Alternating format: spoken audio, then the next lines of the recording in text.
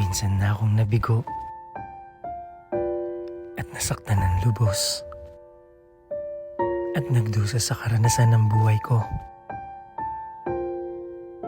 At kahit mahirap tanggapin, pinilit ko iahon ng sarili ko. Lumaban sa pagsubok ng buhay at nanalangin na sana isang araw ay matatagpuan ko ang muling magpapasaya ng aking buhay. Ikaw at ikaw na nga ang siyang binigay na kasagutan sa aking panalangin. Kaya't pagkatandaan mo, ikaw ay pagkakaingat-ingatan ko.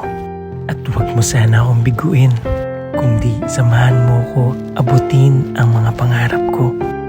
Ikaw ang siyang magiging katuwang sa aking paglalakbay. Kaya talina, sakay na!